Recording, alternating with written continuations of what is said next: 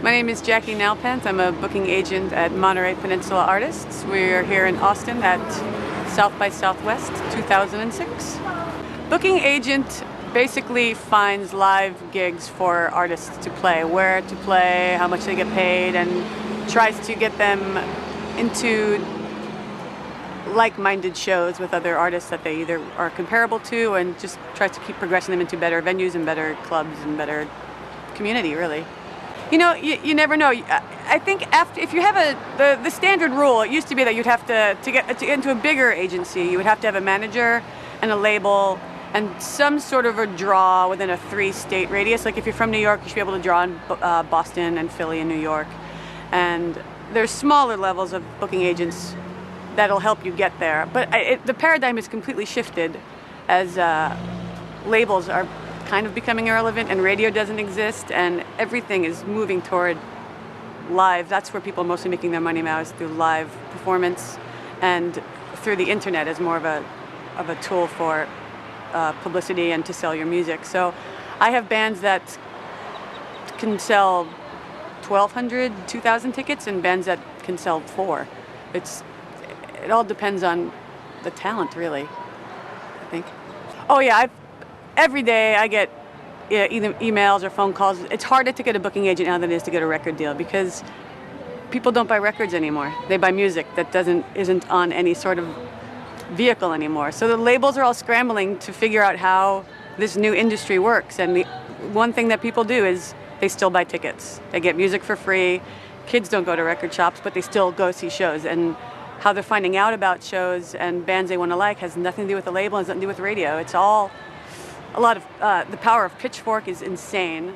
The internet has completely shifted how everything works, and so to get a booking agent in the genre that I work in, is more important than having a label, because in certain instances a label can't really do anything for you.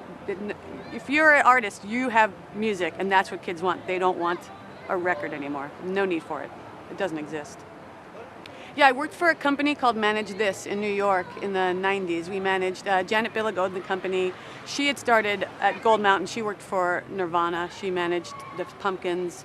And then after Kurt died, she went to Atlantic and became the youngest senior VP at Atlantic. She was 30 years old. She lasted about a year and then went and started her own management company called Manage This. It was her, David Newgarden, and myself, and we managed the Breeders, the Lemonheads, Guided by Voices, Courtney Love, Boss Hogg, Lisa Loeb, Chibo Mato, and we did that for several years. It still exists. David still manages Guided by Voices, Be Your Own Pet, Mark Eitzel, and Willie Mason. So I had a baby and I left New York. Didn't work. Being a manager is 24 hours a day. You usually get the bad call and not many of the good calls. You have to really be completely dedicated. And we had pretty rough roster there. Our roster, they like to party. So when I had a kid, I just had no more room for any other kids. But she doesn't manage anymore either. David's the only one that still does. She went into television. It was totally random. I had a child and we were leaving New York because we lived in a studio on 15th Street, and it wasn't working. So I took 2 years off and we moved to Santa Cruz, California, where my sister lives, and figured it was time to get back to work. And I said, we have to go back to New York or LA because what the hell is in Santa Cruz, California? And somebody reminded me that Monterey Peninsula Artists was there. And it's a really unique booking agency. There's the 2 main agencies in America are William Morris and CAA. And then there's Monterey Peninsula Artists. It's founded by Fred Bolander and Dan Weiner, who are just legends in the industry. And they were from Los Angeles and hated it and decided I think it's 30 years now, to move to Monterey, California, when there was only Western Union and a teletype machine. And by removing us from Los Angeles, it created a physical filter to all the shit that happens in Los Angeles. We don't have to go see every band that plays every night. There's not meetings with lawyers who want to get you to go do something or labels. We really sign what we love, and we have to seek it out, and we have to really enjoy it. It's not power lunches. It's 10 people that go to Quiznos for lunch and get right back to the desk and just sell music to people that we like to work with. And pretty much our philosophy is just to make the culture what we think it should be, and we just sell the music that we love and a little bit of power lunch, but not that much. Well, you go to your desk and you have your roster of clients. We work by territory, so some people do the Northeast, Southeast, West Coast, and you have a roster of clients and you have to go hold the dates in the venues. And the more and more, it used to be that you could get a club pretty much 3 months in advance. You can get whatever club you wanted, but there's so many bands, and people used to get in advance and they would make their money from labels, but since that doesn't exist, everybody is a touring band. Everybody has taken the route that the hippie bands have taken, which is don't worry about that and just create your fan base. So now indie rock is doing it, rock is doing it, country rock has done it as well. Everybody is touring constantly. It used to be back in the day, REM would tour twice in a year.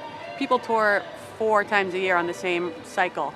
So now you have to get your holds 6 months in advance, and you're always a third hold, and it's just like planes landing. You stack up and you find your routing and you get the right city, and then you try to get the right money, and then now you try to create the right bill, because you need to find a good opening act that maybe means some tickets, but you want the bill to be artistically pleasing. So it's building the flavor and getting the right hold and getting the right money and getting the kids to come in. So it's a little bit of everything. But you sit at your desk and you make a million phone calls and you jam people for money.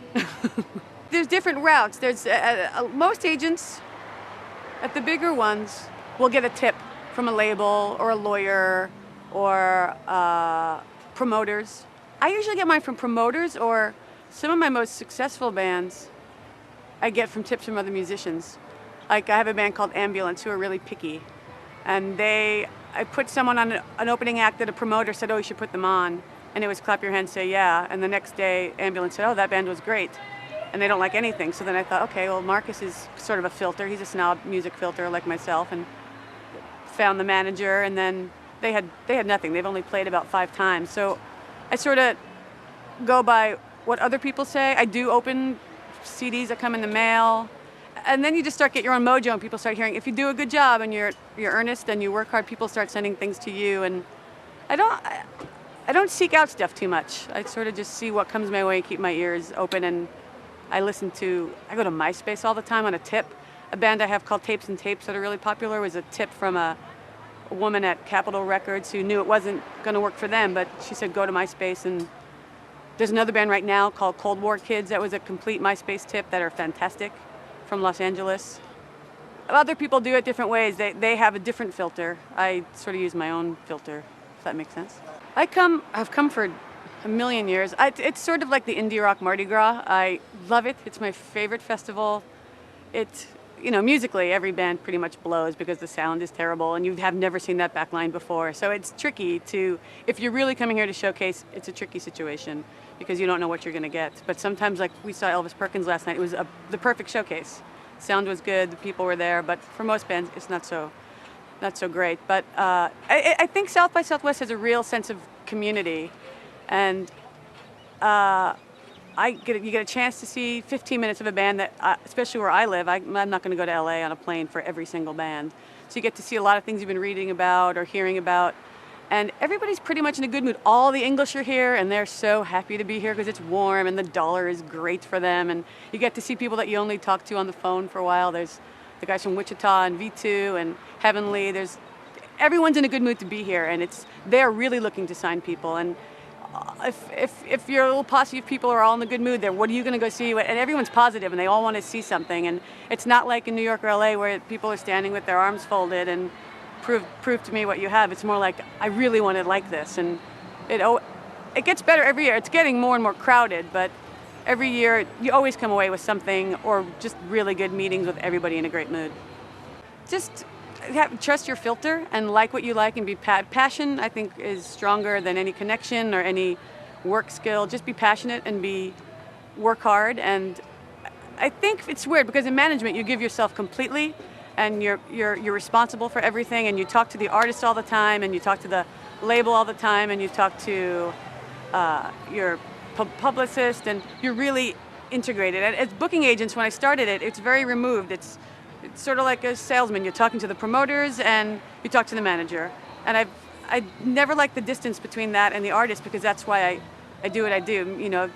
There's people in the music industry, there's the them and the us. And for the us, music is what saved my life in high school. It totally defined who you are as a child, and that's why you're in. So most booking agents are in free. You know, it's money and it's agenting. But if you love music and you're passionate about it, and you enjoy the art of a deal, and you enjoy watching something grow, just be careful what you pick and believe in what you pick, and just work really hard, because it's not that glorious unless you demand a relationship with your artist. Like I have a very tight relationship with, I think, every artist I have, and once you become close to them, you don't want them to succeed just financially. They become a personal investment as a human being, and you really want to see them succeed, and you just work as hard as you can, and don't do something that someone tells you is going to be a hit, because it's probably not.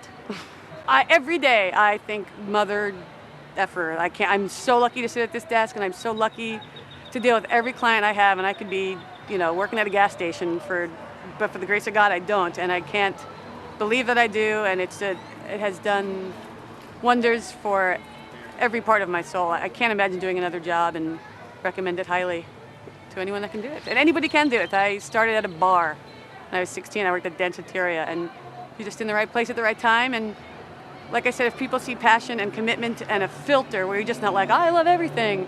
If you know what you love, and it's the best job that I could possibly have dreamed of.